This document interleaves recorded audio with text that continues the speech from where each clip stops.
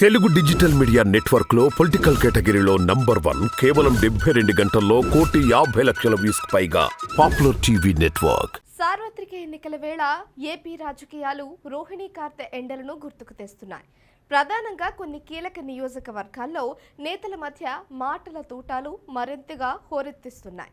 నువ్వు ఒకటంటే నేను పదంటాను అన్నట్లుగా విమర్శలు ప్రతి విమర్శలు సాగుతున్నాయి. ఇక పిఠాపురం సంగతి అయితే ప్రత్యేకంగా చెప్పనవసరం లేదు. పవన్ వర్సెస్ వైసీపీ మాటల యుద్ధాలు పీక్స్కి చేరుకుంటున్నాయి.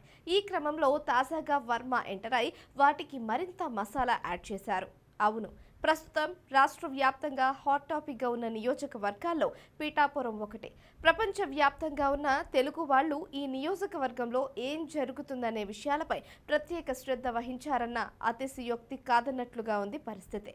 ఈ సమయంలో తనకు టికెట్ దక్కలేదనే అక్కసుతో వర్మ ఉన్నారని, ఆయన ఇవాళో రేపో వైసీపీలో చేరే అవకాశం ఉందని గత కొన్ని రోజులుగా ఒక చర్చ సోషల్ మీడియాలో వైరల్గా మారింది. పిఠాపురంలో ఒక్కసారి పవన్ని గెలవనిస్తే ఇక తాను కానీ తన కుటుంబ సభ్యులు కానీ పిఠాపురంలో ఎమ్మెల్యేగా పోటీ చేసే అవకాశం ఉండదని, ఇక పవన్ ఉన్నంతకాలం ఇక్కడి నుంచే ఎమ్మెల్యేగా పోటీ చేస్తూ దీన్ని సొంత నియోజకవర్గం చేసుకునే అవకాశం ఉందని, ఇదే జరిగితే ఇక తన రాజకీయ జీవితానికి ఫుల్ స్టాప్ పడినట్లేనని వర్మ భావిస్తున్నారని ఒక ప్రచారం తెరపైకి వచ్చింది. ఈ నేపథ్యంలో తాజాగా వర్మ ఈ ప్రచారంపై ఘాటుగా స్పందించారు.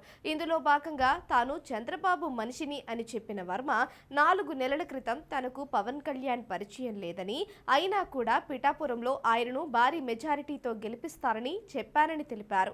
ఇచ్చిన మాట మేరకు పవన్ కళ్యాణ్ ని గెలిపించాలని నిజాయితీగా కసిగా పనిచేస్తున్నట్లు తెలిపారు.